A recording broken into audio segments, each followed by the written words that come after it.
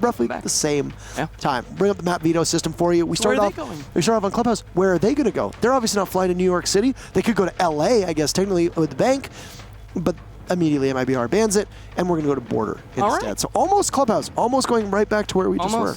Wouldn't be surprised to see another Clubhouse today, though. But Border, neither of the teams shown yet this season. Now, obviously, they play other things and other things they might have shown, but during the Pro League season so far, have yet to play this. There has been 2 matches of it, but I'm going to be interested to see what the operator bans are, because Latin America keeps that very refreshing, I suppose, in a way, if you don't like Thatcher. The good news is that FaZe doesn't usually ban Thatcher. Yeah, that will fall on the shoulders of MIBR, FaZe. Oftentimes, they're two of their most banned operators are Habana and Echo. Outside of operator bans, you get to choose who's going to win this matchup. This is close. Who do you think it is? 65% of you think FaZe Clan, 28% think of you MIBR, and 7% on a draw. I mean, I disagree with that a little bit, honestly. Hey, you know, FaZe has been more consistent over time, so I'll give it to them. Even though they're not having the strongest season, they entered the day in 5th place because of round differential, even though they're tied for 3rd. They're tied for 3rd. MIBR, Ninjas in Pajamas, and FaZe Clan are 3, 4, 5. In that particular order, once again, round differential matters the most. For people that are wondering how standings are determined, first things first, it's the tiebreaker between the teams. So when they played each other, who won? Yeah. If Team Liquid is in first place with 10 points and INTS is in second with 10 points, and you're trying to determine which team's going to be above which team, did they play each other? Yes. Who won? And by how much? That's what matters. It gets tricky at the end of the season when they've both beat each other once, and then you're just like, well, that's out. Or they both drew. Yeah. And on top of that, it's not even that. It's not even the fact that they both drew. You then have, when you have multiple ties, you end up in like the mini battle, so to speak, whatever you want to call it. It's a mini... What's the exact word for it? Yeah, there's a term for it. It's like a mini playoffs or something like that. But we'll waste no time. Border time. Match number 2. We're going to go to Border. FaZe Clan versus MIBR. And we'll start things with our second matchup here. It's going to be MIBR starting on defense. They will obviously get the very first ban, for those of you that know how this works. I mean, I'm expecting a good chance of a Nomad ban coming here. Very common for Border. But could be a Nomad, could see a Capital ban, could be a Nomad Thatcher. MIBR, are you going to ban Thatcher? No, you can get rid of Buck. You know, that does happen.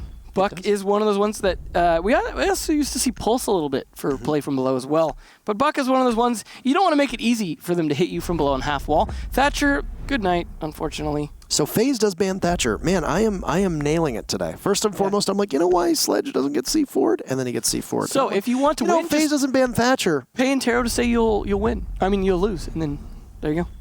They do ban the Echo, though, which is very par for the course with FaZe Clan.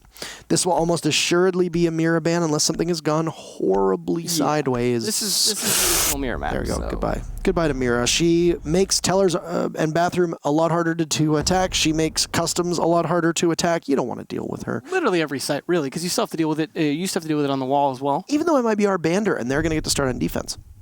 Yeah, true. They don't want to deal with it, though. Let's be honest. They're not expecting to win every single Nobody's got time for that.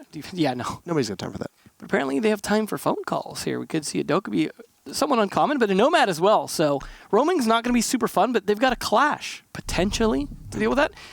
Likely to be 6 picked off, but not guaranteed, and that's the fun of the 6th pick is, will it happen? Will it not? There it is. The 6th pick off the Thermite. That is an odder choice. Saying, we don't care about hard breach. We gonna kill you. Yes. In sight. So we're just gonna take you. You're gonna die. Armory's gonna become an oven. Especially combined with the Goyo that they 6-pick too. So they're gonna burn basically all of Armory. Yeah. And hope everyone just dies inside. That is a strategy, I suppose. I would be worried about Sandwich Window, especially. That's gonna be problematic because you know they're not gonna be pressuring from the wall unless they decide. It could be a situation where they go, MIBR likes to leave the wall soft, so we're not going to bring it, you know, something like that. Yes. It does happen. There are teams who will leave it soft and open it a little bit to be able to fire through it, especially if they're going to, say, play a Maestro behind the half wall and just say, I got 80 bullets, I'm going to spray. It happens, but hard to say if that's the strategy they're going to go with just yet. They're definitely setting up quite a bit in the Archives and Office as well. Astro, unfortunately, decides headset correct or not. He's actually going to bail. Oddly enough, it makes it look like Cameraman is the one to bail just because of the way it kind of glitches there. But I don't know if that's early enough in the round to rehost or not. It's up to the admins to decide that, and they're the admins in Brazil, because of course this is actually being broadcast from there, so they're going to decide that. And it looks like because they're either a team house problem or they're all bailing to rehost. But we will see those wonderful power lines, yeah. Beautiful. Scenic view. Yeah. Yeah. Well, the players decided that they were going to rehost, not apparently the admins. Not uncommon for Latin America. The irony of you pointing out that Astro had his headset on maybe backwards from Gamescom, and then maybe he had his network cable upside down this time. Who knows? I know that wouldn't work. Okay, I know that. But either way, I'm glad if we're going to get a rehost, as we do for Latin America. So I appreciated the beginning of the match, but I preferred after one round so we have something to talk about, but not a lot of data to put in. How was your day? You know, it's not too bad. It's not too bad. I didn't get up too early, not too late. Walk through your day. Walk us through your day here. I get up, you know. I put together the article on coastline defense. Default setup. So for those of you who are looking to, those of you especially new to the game, looking to get some idea, how do I set up my walls to prepare for an attack? I have a series I put on there. I'm not trying to plug it, just saying that if you want some extra help, there is that guide available, done three maps so far, so it will help you get started. There's also a variety of other resources, videos, things like that out there. Make sure to check those out. The R6 Academy is great for that. But anyways, yeah, I put that together because Coastline is a difficult map to defend on. And I thought, did you post it on the subreddit? I did not, because, you know, I don't want to plug myself too much, and it wasn't technically a Pro League thing, but I did post one of them on the People Academy don't Reddit. post enough on the subreddit. Yeah, so post it for me. Go farm the karma. Get the karma for it. Be the karma farmer. You can have Be the karma farmer you want to see in the world, okay? There are people, you know, that's the biggest problem with it, is they don't post enough on it, okay? And we want to have insightful discussions. And I believe, I was reading during the break, they called them the Reddit Rodeo, which is like all the galaxy brains that are over there, that like the Reddit analysts. Very nice people, but they call themselves the Reddit Rodeo. I think if you were to have them all in one room, you would have to take the roof off so all their heads could fit. It's just like a gathering of like the galaxy brains, but they're sitting on like the throne, and their throne is the brain. Yeah, that makes sense. With the pipe. Absolutely. I think so. Yeah, I think so. I think so. We'll have a convention at some point. See, it's funny because now they're going to think that we're being rude to them, but in all reality, yesterday Kix and I were actually like complimenting them, and now today, or Milosh and I were complimenting them, I guess technically, because I cast with Milosh yesterday, and then today it's just like it looks like we're being bitter. I mean, to be honest, now it's become Intero's blog, so. There is that. I had 3 of the top 5 posts or something like that were just like my content today, and then somebody even commented on one of them being like, this feels like this is just like Intero. And it's like, well, maybe people posted more stuff. Yeah. There's so much content that just does not get posted on there. Yeah, it really should. Obviously, people are like, why is it always screenshots of Fabian? And it's like, because none of you post anything. I would like to see more people go like, hey, I saw something weird in this match. Like, can someone explain to me? Or I thought this was cool. Like, clip stuff, share it. We get the clutches, but yeah, okay, a clutch. You'll see something, and it's like, even that sledge clip from earlier today, like the C4 going off and killing the sledge, and basically me being like, yeah, this never happens, and here's why. And then it happens, and I'm like, I'm an idiot. And it's like, even that could be posted there. It's like, you can get karma and shame him at the same time. Why not? Look, I mean, it's perfect. You know, like, give me the abuse, I suppose. Yeah. We're in the match, by the way. We're just waiting to see everything's okay, and then we'll actually get underway. But no, I was going to say is it's like I read a lot of other like esports subreddits, and whenever there's like you can tell when it's a play day because it's just the activity is like peak high. Unfortunately, especially on Latin America days, it's very low. Yes, it is. So today, please keep it interesting. Yeah, it's too low. Yeah. You guys got to keep it interesting because I hate hitting refresh and seeing a whole bunch of grayed out things because I've already looked at them all. Why? Give me more. Don't make me have to go back to Twitter. It's Twitter's. Help me out. Twitter's free. Did you know that? Yeah. You rarely use But you know Twitter. I have like a founder's account. You rarely use Twitter. Like my Twitter account was created like personally in their office at this point with how old it is. You also have a 3-handle username. I'm never giving that up. I can't change my name.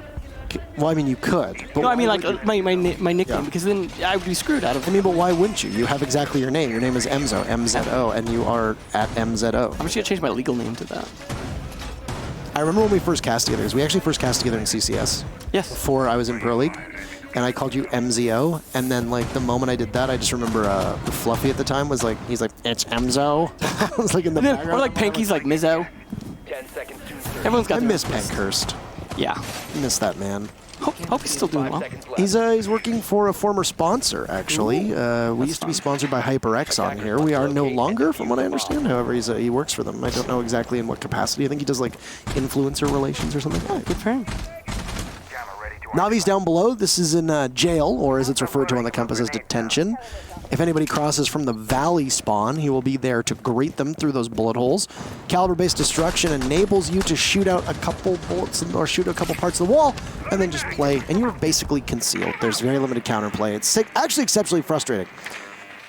Thankfully, it's died down a bit. Yes, it was quite rampant. Which is again, it's just funny because it's been something that's been capable for a long time. It just became meta for a minute. I mean, you still will encounter it quite often in things like ranked, but you know, you just got to deal with it. But that means it's a soft wall, so just shoot at the bullet holes if you see them. Just put more bullet holes in there. Just drone them, but they have a mute Mozzie. Just drone them anyway. Just shoot everything. Just use Thatcher, but Thatcher's banned. Bring an LMG. Just bring an LMG. I don't know what to do now. I'm confused. Anyway. Speaking of no LMG, surprisingly, an IQ with the Commando. You don't see that as often these days. No, the G8 has been the go-to weapon for IQ ever since the angled grip was added when Amaru and Goyo came into the game, and it looks like for FaZe, this is going to be almost exclusively an East take, which means towards the office. Navi's was the first person that we saw down below, and he's going to take out Ion, who was the member from FaZe that was playing over by East, and I actually stand corrected. A couple different players from FaZe are over by the main armory wall. No hard breacher. You made mention of this. Yeah. And it looks like Mav's just going to hop on in as it's a split push from both. Yuna sprints on in, and he's going to just stick the landing. There goes the phone call. Astro gets credited with the kill on the Cyber. Yuna manages to survive as the Vulcan goes off behind him, and he goes prone, and FaZe are just cleaning up. Navi's on low HP. Hugzor has taken some damage as well, so MIBR will look to fight back, but they trail significantly and now also have the diffuser down. What are they able to put together? Wow, that'll Finds start. one onto Yuna, but he's traded off immediately. And there's no way you're going to win that at that long a range with the SMG-11 with 3 different people from FaZe looking at you. They just bull rush right into the site, even after surrendering the very first pick to MIBR, and FaZe Clan managed to win the round. And that is one of the problems I have with the soft wall. Not so much that you can't use it to your advantage, it's that if they know it, they don't have to bring Hard Breacher, and you can bring something more lethal or something more effective, some more utility. In this case, it was the Capitao, who was able to put a lot of pressure on Archives and cut that off, so they weren't able to play effectively. That created a lot of distraction, and they were able to go push in for a plant because they were able to also take Sandwich, which is problematic. That's the thing is, the biggest threat to the repelling Sandwich window is a jump out onto the AC unit. And what did they do? They cut that off with the Capitao. Yeah. That allowed them to play the Sandwich effectively. You saw that with the the Nomad, likely able to set up air jabs as well to cut off those rotations even if he missed his shots. And that was just a very effective strategy. There was very little that could be done about it. FaZe anticipating that MIBR will go ahead and reinforce that wall this time, potentially going to bring the Thermite, or it could also be a play for, hey, we want the flexibility to attack from offices. Now, with offices, you don't necessarily need the Thermite always for the triple wall, because sometimes it won't reinforce all that. But the Archives wall will generally be reinforced in a position where you want to open that. So the Thermite, very useful for that, because trying to do that with Hibana can be problematic sometimes if you miss your shot slightly off and all of a sudden you've got a pixel line of hard wall to try and prone through. Not fun. So it is a good idea to give themselves that flexibility, but I like that initial 6-pick strategy. That worked out very well. The amount of times you said problematic there, it sounded like you were almost a college freshman. So that's starting to become problematic. It's starting to become problematic? That's unfortunate. I feel like that's a joke that it will fly over the heads of most people, but there are certain people who will get that joke and they will enjoy it very much. If you don't get it, go back to school. Yeah, I mean, it's very simple. Just go to school. That's it. There you go. Just afford to do it, grind all the way there. Anyway. No, I think you were very correct about it. And I mean, FaZe Clan will not repeat what they did in round number 1. They will bring a hard breacher this time, so they will have a clearer way into the site. It won't just simply be that disruption push that we saw with Mav causing the distraction over on east side into Archives, and then Yuna hitting the phone calls, basically giving the illusion that FaZe was going to take an Archives push and make it work, but then instead go through Armory because they realize that there's a significant blind spot with nobody playing in bunker watching the Armory. Because they can see into it through the hole in the wall. Yeah, and I mean, if you think about it, if you use an exothermic charge on the Armory wall, you're basically telegraphing your push. Yeah. In this case, you have the smokes go off and the phone calls go off, and you assume that it's going to be over towards Armory or office side, and it's not. So very well played by FaZe. MIBR seemed to be a little bit bamboozled by it. I like to see. So one of the things, the reason for banning Buck is his inability or his ability to hit from below. What do? They bring the sledge and then just throw a grenade. That is the alternative, as well as you can use Zofia. But I mean, that is one of the adaptations you could do, because one of the few disadvantages of Sledge is his inability to hit his hammer upwards, with a few exceptions where you can kind of vault on top of something. But in general, that is problematic. So throwing the grenade and having the ability to cook it correctly does matter for that. Like I said, they do have the Zofia they could have used as well, but Zofia's busy as well. Looks like they are going for the office's push that I was talking about. That's why they brought the Thermite this time. So it seemed like a smart preparation, but it does seem like MIBR are a little more prepared for it this time. However, they are not able to stop a full push into the offices. There are a lot of members stacked up, and then a soft wall being used against Navi's. I think that just simply looked like Navi's trying to peer in and see if the wall had been opened up, and FaZe are just landing their shots right now. Now, two separate deaths that have been preventable from MIBR trying to peek on FaZe Clan, which forces Cyber to now rotate on over from monitors towards Armory side. Not that it didn't do some damage to FaZe, as Astro and Ion combined are essentially one person worth of hit points, but you've surrendered so much control. And FaZe are just waiting very patiently until they can go on in. You don't have a Thatcher at your disposal, it's banned. So what are you going to do to get rid of the Mute Jammer? Well, you see from below, that's soft destruction. A tiny portion of Mav's HP removed as there goes the wall into Archives, and M-King is there to greet them with the Alda. But with the way that FaZe has been landing their shots, it's not a certainty that he'll be able to win it on out. Astro goes down to Bullet, so MIBR is there, but Bullet gets punished. He's unable to make it on in. Yuna has to fall off after taking some damage. It could be from below. M-King is there to take out Yuna. 4 seconds left on the clock, and now MIBR is the advantage. Mav goes in. You got to go for the plant, but he runs out of time. He gets the kill on M-King. But MIBR just simply wait for it to hit 0.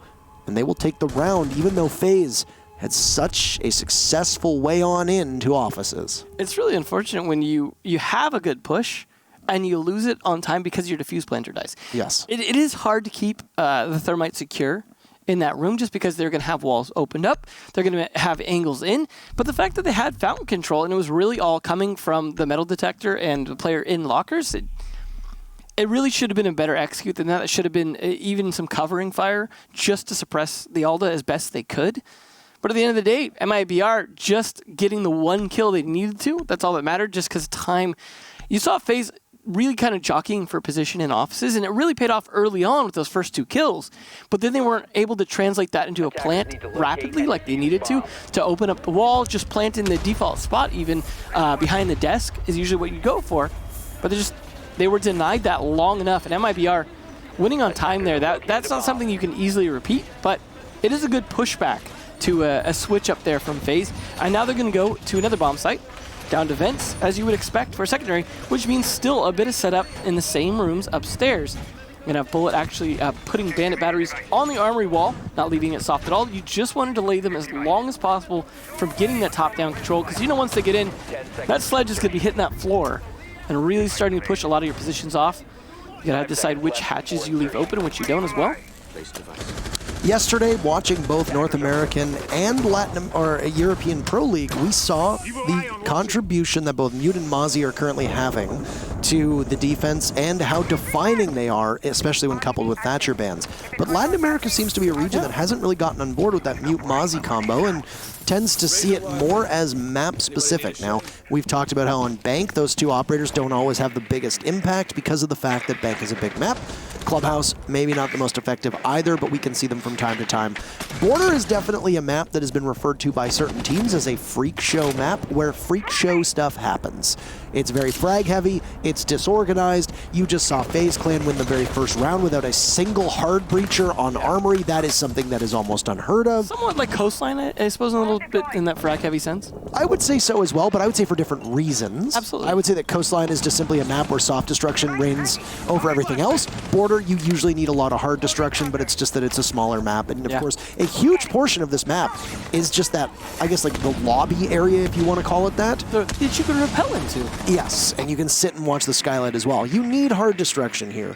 So I am kind of surprised that Latin America hasn't really gotten on board with that meta yet. But a minute on into the round, Armory Wall gets opened up, and MIBR have now fallen off. They were aggressively contesting it. It looked like that we were going to see I guess, bandit trick from Bullet. He falls off. Now he's going to sit over by Sandwich, by what's referred to as half wall, and see if FaZe will push on in. But there's a great reluctance from FaZe to be able to get in and actually do anything with it. They'll drone one out, but then throw their throw it away for no reason. They didn't need to do that. Bullet takes one down with him as Ion is there to avenge his teammate of Yuna. That's a hard destructor gone, but you've already got armory control. Outside of maybe moving over to bathrooms, you might not necessarily need a hard destructor. Down goes the Jaeger, so now an advantage for FaZe as Cyber is removed from action. Yeah, killing that Thermite at this point really did nothing for them, unfortunately. I mean, had they got the kill and saved the IQ, that would have saved the life of a teammate there. Or the Zofia might have been even better at the sledge. But either way, they've got pretty good control now at this point of the armory. However, there are, of course, going to be players down here anchoring, especially that Maestro that you've got to deal with. So they're going to be opening up the floor, looking for opportunities to force them out of position. At this point, they're also likely to open up maybe a little bit of the armor floor. Open up a few different hatches as well to have some different ways to drop through, but Smoke actually rotating back, getting caught, winning the fight, SMG11 versus SMG11. To take down Sledge, good kill. Pretty incredible. Ion is a dead man. Maybe not. Astro prevents the rush from MIBR and single-handedly saves the round. And he's credited with the final kill too. Ion goes for the plant. That looked almost certain that Astro was going to lose that fight, but MIBR's negligence to assume that anybody had dropped down from that hatch, well, assumptions. You know what they say about assuming? It makes a out of you and me. I assume that's true.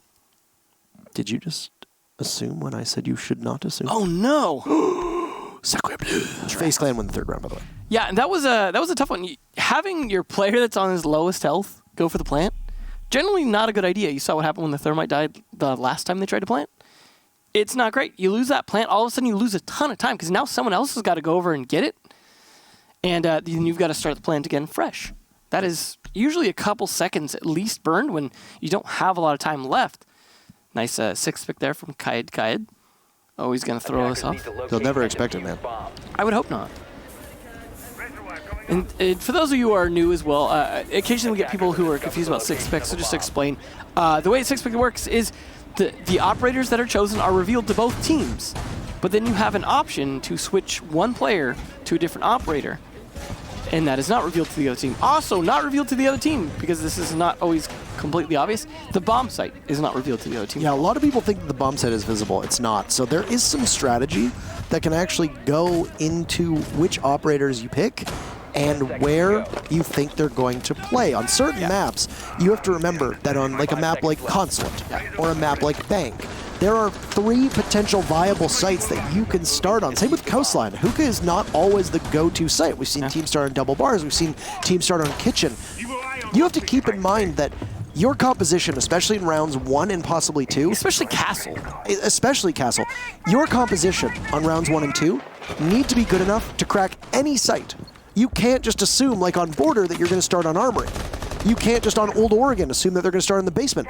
Some teams would go to a kid's bedroom upstairs. Some teams would go down a workshop here on Border.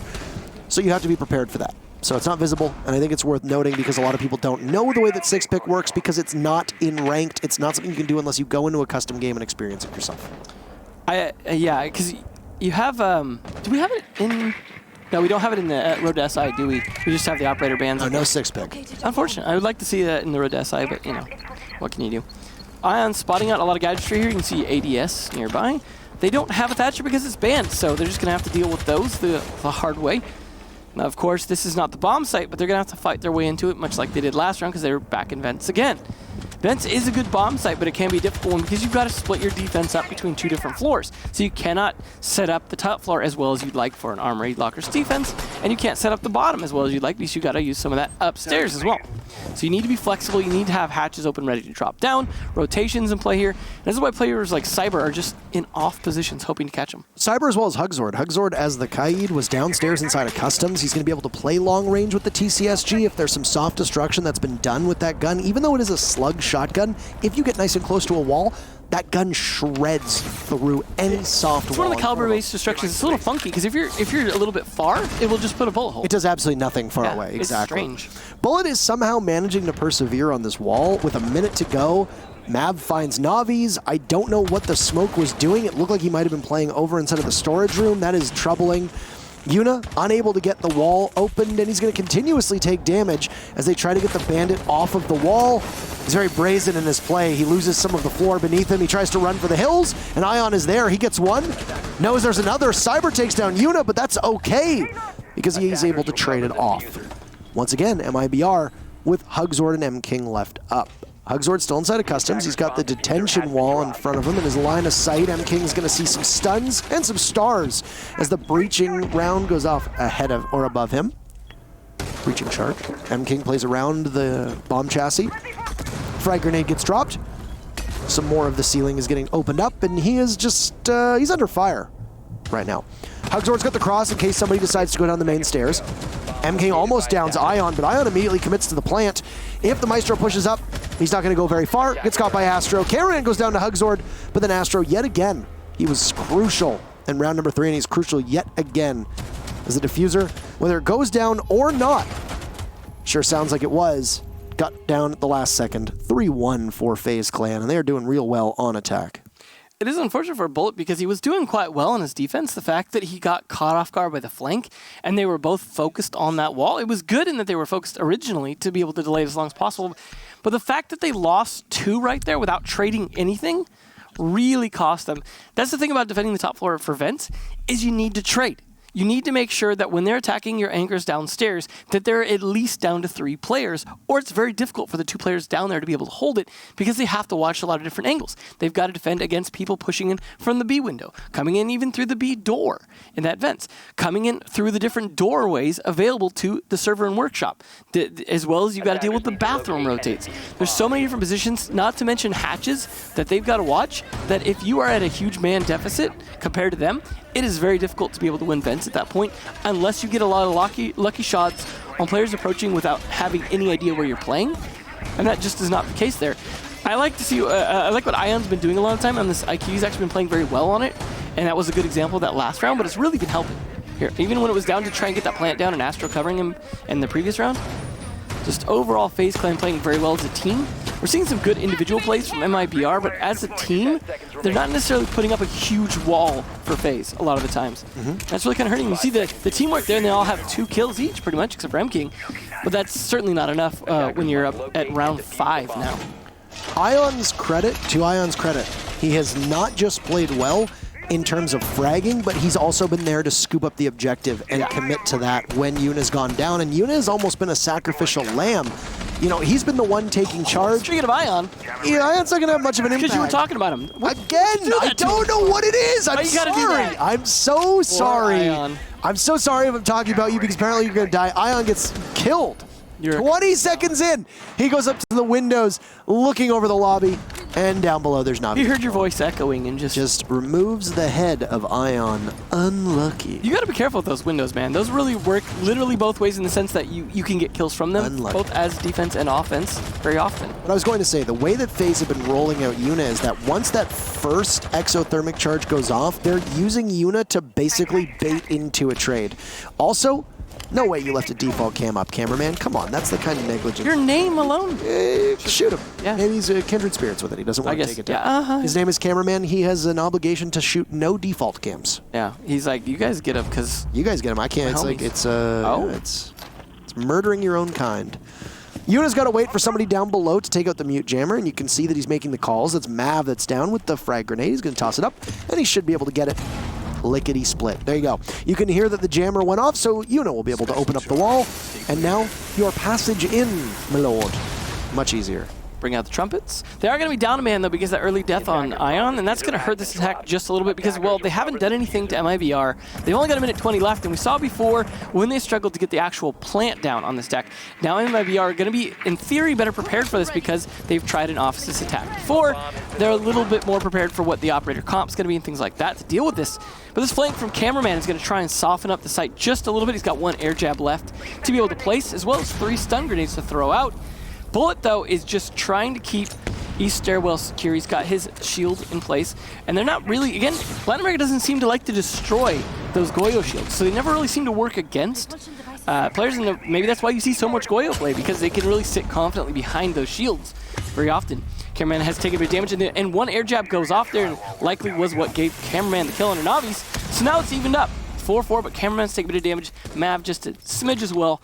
However, 30 seconds left, MIBR now at an advantage in this. Not a lot of time for FaZe to be able to get this down. And, well, look at that. Cameraman's got the diffuser in hand, not Yuna. So, once again, more to provide with our theory, or more to prove our theory that Yuna is being played as a sacrificial lamb here.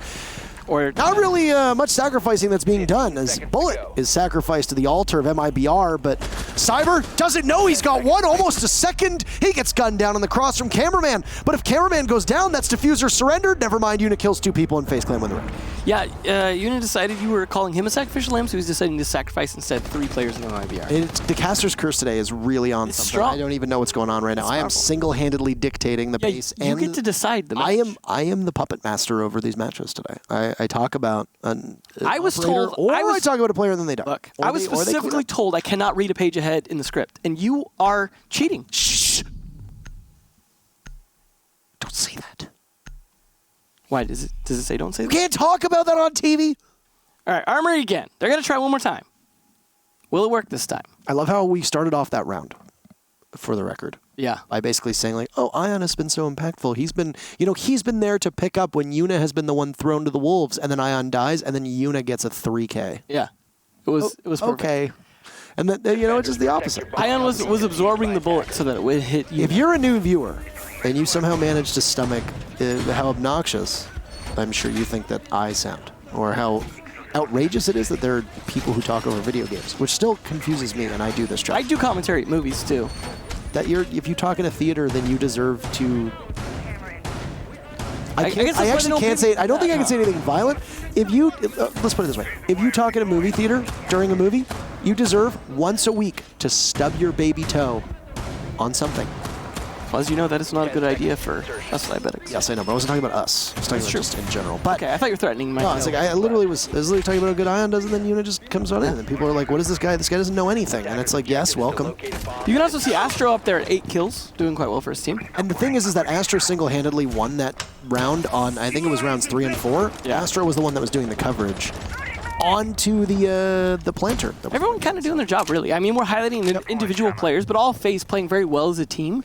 FaZe are very much showing up on attack, and the statistics that were shown in the previous round, on border was 55% defensive, 45% attack. That's pretty close, though. That is very close. That is the difference that in a long enough matchup, that might be a 4-2 or a 3-3. It really depends on offense. Honestly, should swing more defender favored, though, when Thatcher... Yes, a Thatcher ban and a Buck ban here gives me the belief that the defense should be doing better. Because a mirror ban and an echo ban are not unusual, so that doesn't really change much. We'll see Mav, though, possibly going for a grenade. He's got his drone set up, and this is always fun to watch as the Presidents come down the chimney. Will Hugzord be in the right position to catch it? Nope.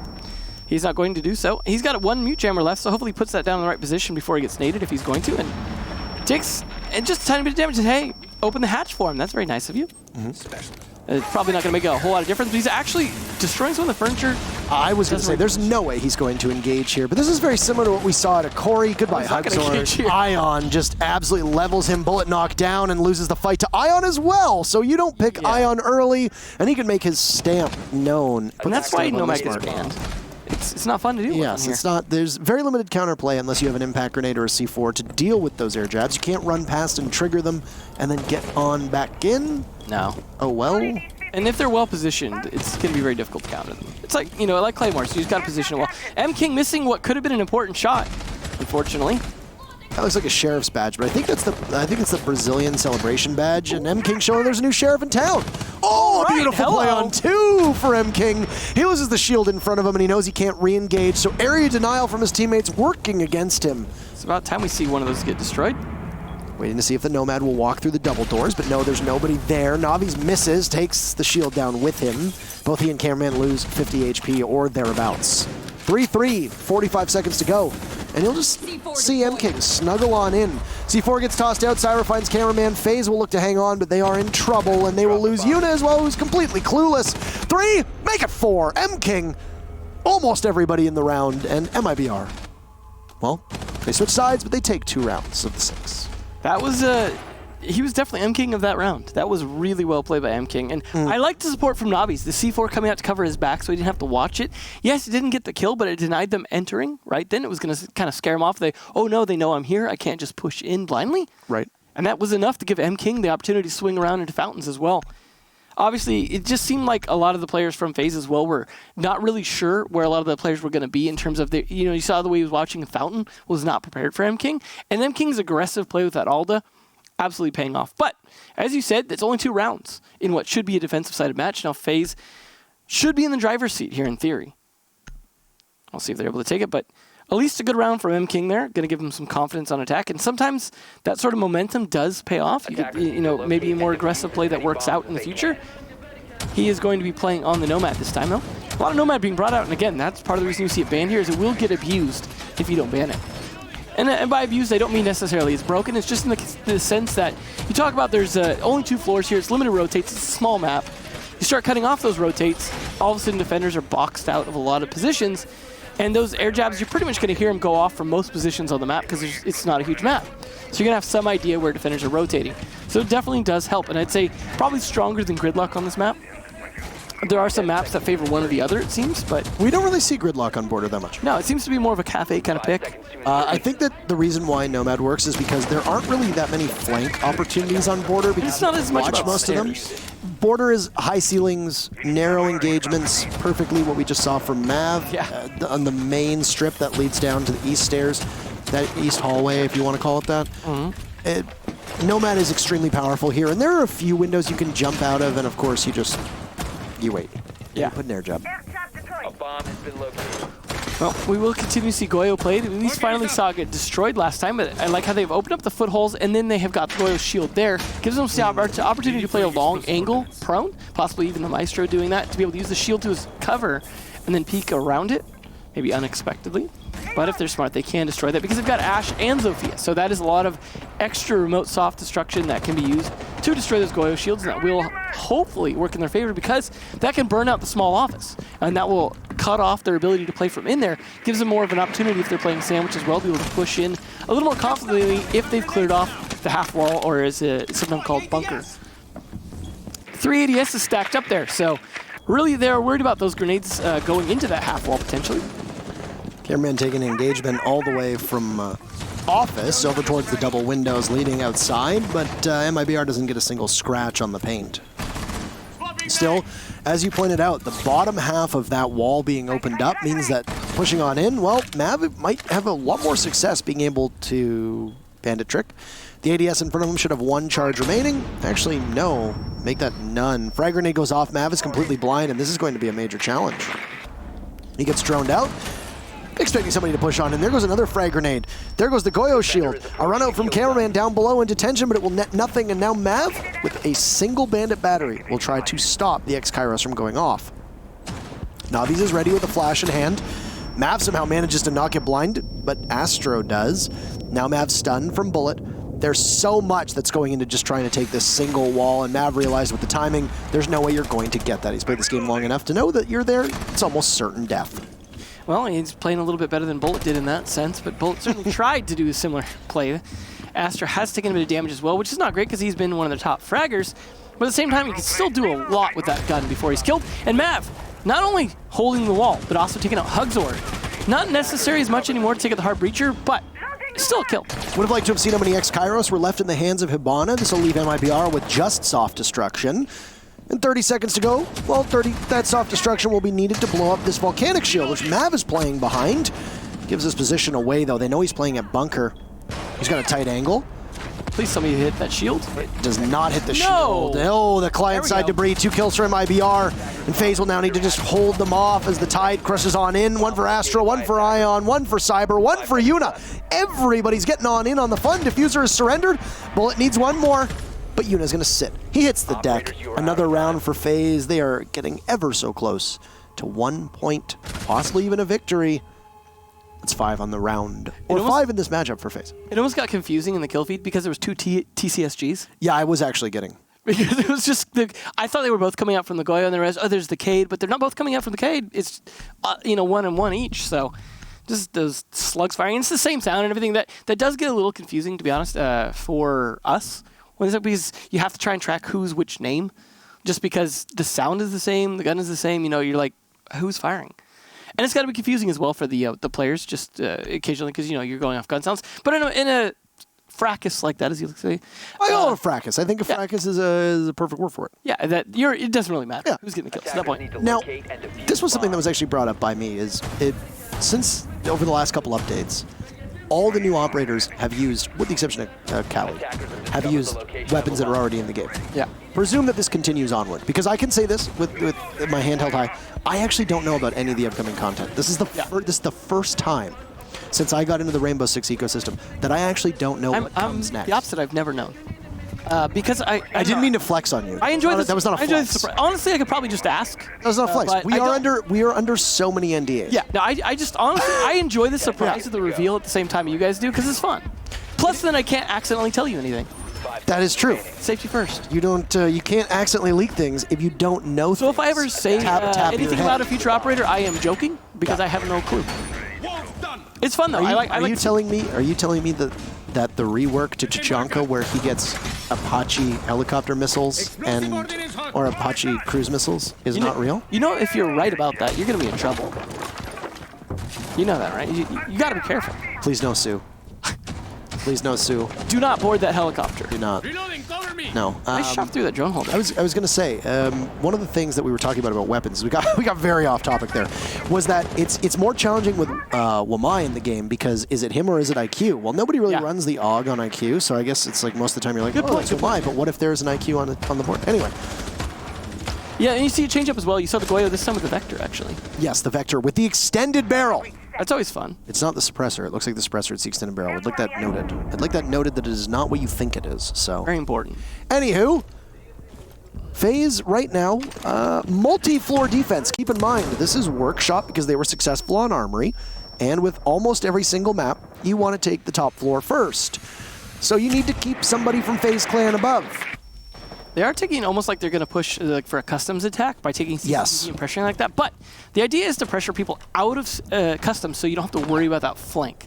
MIBR don't seem to care that FaZe Clan still have 1 or 2 operators over by Armory. And right now the Jaeger of Ion is just going to lord over top of them.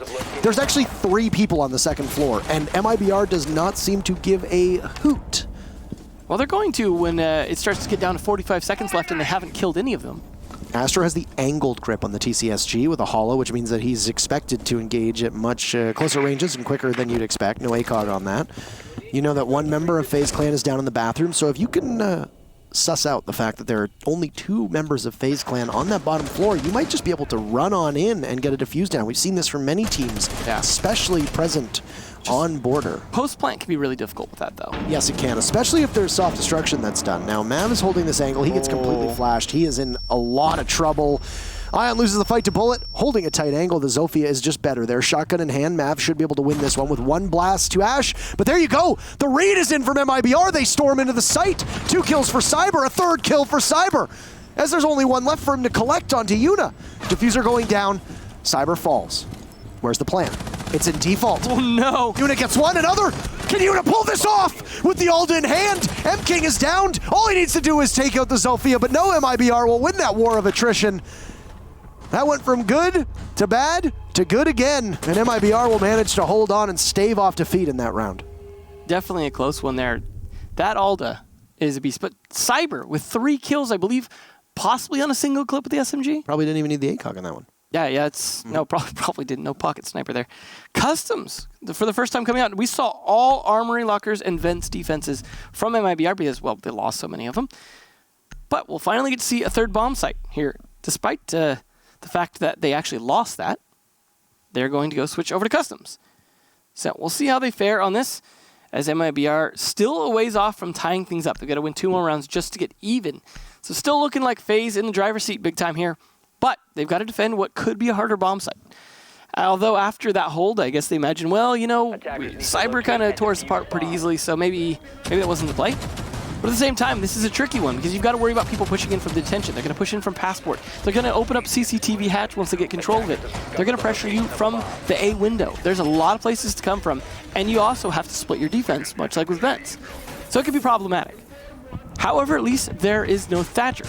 So they can at least put a mute jammer down on the passport wall, which I imagine they'll do. They have not done so yet. Ion doing some rotating first. He can do that and make it a little bit harder for them to open that up. But it doesn't matter because they didn't bring a thermite. I mean, they could go for Habana to open that up, but maybe they won't because they probably want at least 1 for hatch if it's reinforced. MIBR has not brought a thermite yet now. This is the 3rd round on attack where they're going to run the Hibana. Well, they don't have Yuna. I mean, we see teams do this, though. We see teams run a Hibana on Armory, and I mean, yeah. On a map like Border, where there are lots of long walls, an exothermic charge is extremely powerful because it opens up a much greater range of that wall than the X-Kairos does as Hibana's gadget. But at the same time, there are teams that, especially when you're attacking the bottom floor, you don't necessarily need to do a ton of destruction to get on in. On customs, what you're going to want to do is take the detention walls and or the hatches above. Yeah. Seeing two hard breachers is a rarity, so you have to be very particular, whether it be with the exothermic charge or with the X-Kairos, as to where you're going to put them. We can watch along with Hugzord at some point, maybe, and see where he's going to go. Another thing with customs is that if you can isolate the east side of this map, you find yourself in very good position. And M-King sprays through the wall and gets cameraman. That's just good game sense from M-King. Yeah, I like that angle as well. You don't see that used terribly often. Unlikely that he got droned, though, on cameraman because of the fact that mute jammers are down. Upside down repel from Navis, that's basically unbeatable. But he can jump on into stock now. Mav engages, that's a nice shot on M-King. Hard pressed to find somebody with better mechanical skill that currently plays in Latin America than Mav does, even though he's been a staple. He had a resurgence after FaZe changed around their roster, and after Gohan departed the team and Yuna got picked up, Mav came alive and really started to show his prowess. It wasn't just the Astro and Gohan story. For a while, in fantasy picks, Mav was my easy go-to for MVPs. Oh, you don't need to drip on everybody there, man. I'm just saying, he's so reliably good, you know? He is. Mav is in a position to once again take another fight as the drone goes on in. He doesn't get spotted, but he's susceptible to getting shot from the back now that he hits the ground. Being prone puts you at a position where you don't particularly want to be in. Down goes Mav as Cyber finds him from above, and this is where things become very challenging on a customs defense. You have to watch multiple angles, but Ion and Yuna are still up there. They play that perfectly, and they even it back out at 2v2, but you can hear the G36C finds Yuna. Ion in a 1v2, he's been extremely pivotal. There's a single point for FaZe awaiting a successful defense here, but you're hard-pressed to find it. Nitro Cell still in hand. Ion is close-range engagements only up against the ACOGs of both Cyber and Navis. This could prove to be very difficult. For having a Valkyrie and a Maestro, he seems to be lacking a lot of information until just now. There come the marks, though, as you point out very wisely, and well, that could have been an Evil Eye cam, or maybe a Goyo Shield. Sounds like a Maestro cam as the pings stop, and MIBR will rotate, and they sit and wait. They also have no intel on where Ion is. An angle being held by Cyber is if you see the defender drop from the main stairs, he's got access to the diffuser. His position will be given away, though, and now if Cyber rushes on in to go for a plant, he might be able to do some significant damage here. Ion just waiting very patiently. The Ash will need to re-engage. He takes the fight. He wins it. You gotta hurry! And my goodness! Cyber knows what's coming, so he falls off the plan, and FaZe will win the round. The Sledge knew it was a formality, and a single point for FaZe will deprive MIBR of a victory in this matchup. Still, lots of time for FaZe to be able to put this one away, or for MIBR to give a comeback. That was extremely well played from the mute. He lacked intel. He waited till he had the advantage, and they lacked the intel. The timing actually could have worked against him as well. Having the SMG-11 instead of the shotgun almost could have been a misplay there because both of them were at close range. But the fact that he won the fight and pulled the player off of plant, that was enough to win off of time. And so far, though, it still looked relatively attacker-sided, despite some of the rounds going the other way, which is a surprise to me. Again, given the Thatcher ban, it's... I don't know. It's been a case of a lot of back and forth, a lot of really good attacks, and then just sometimes just lost on time. I mean, a lot of these attacks that have been lost have been on time. So we'll see how they go. Back to Armory Lockers, though. That was the tougher bomb site for defense, and they made it work. That's the important thing. Gives them the 1 point now guarantee for FaZe. Now they're looking pretty good. MIBR, while they're not doing perfect in points, I still think they've been doing pretty well this match. It's just not been enough to close out enough rounds against FaZe, who are looking quite good. And overall, definitely pretty confident, I think, at this point that FaZe will be able to close this out before MIBR.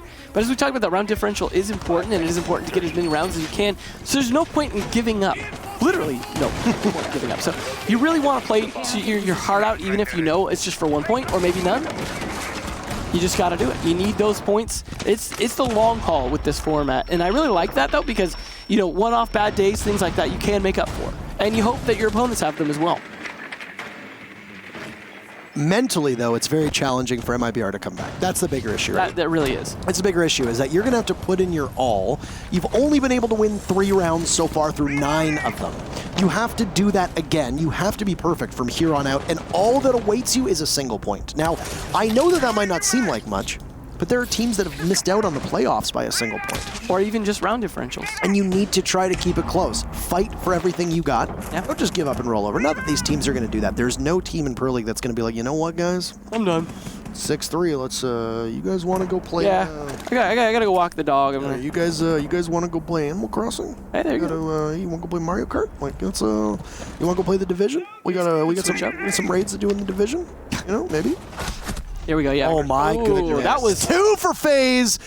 That's how you close it. That's how you make sure they're not motivated now. All of that information coming off of 2 Valkyrie cameras and FaZe bullying MIBR, catching them off guard, Heartbreacher down, Ash down, and not just that, that's Navi's as well, one of MIBR's standout players. Well and Diffuser also surrendered over by East Wall. That is so challenging. Astra taking some damage, but it might all be for naught. If you're FaZe Clan, do not get over aggressive. All you need to do is just simply wait. Ride out the storm. So many times we see teams get too ambitious, too aggressive, and want to continue with that bloodlust. I believe we called it a throw at that point. I mean, there's words for it. I mean, intentional or not. I mean, there's words for it. Either way, I don't think FaZe are likely to make that mistake. They have a lot of shields, they have a lot of rotations, they're able to play patient because you know the attackers have to come to you. Yep. And in a man advantage like this, with time advantage now, because it's less than a minute left for 3 players who Cyber still doesn't have this diffuser yet, just now picking it up. This is not looking good. And breaking the window is going to give away his position as well. The other thing to note is that after you lose 2 people, especially one of whom is almost certainly your dedicated droner, which will be Hugzord, you lose the ability to drone effectively. Yeah. Bullet might have just flown blind into an altercation. Astro finds 1, he levels M-King. Is it going to be a flawless round for FaZe? Almost. Cyber gets credited with the down and finishes off, so yeah, no flawless round. Wall blows up, floor blows up, Cyber inhales some gas. Good night. And he hits the deck, surrendering the diffuser. Ion, the man that we were speaking of earlier, he'll be credited with the very final kill. FaZe Clan take it, 7-3. Same scoreline as our very first matchup between Team Liquid and Black Dragons. Keep in mind, FaZe Clan started the day in 5th, tied with MIBR. They've now got 9 points. They will jump up and sit in 2nd place, tied with Ints. Well, maybe it'll be one of those days where we get all 7 threes. We've had those. That's right, actually. And I think it was Latin America the last I time. thought it was NA. I thought NA was 7-3, and they were like all perfectly, like all the left. Yeah, maybe it was teams NA. were 7-3. I don't really actually remember. Anyway, the MIBR bundle was not good enough to help Made in Brazil. No, this time yeah. around. But the FaZe Clan bundle, which actually You know why? I mean, almost never get played because Caveira doesn't really get used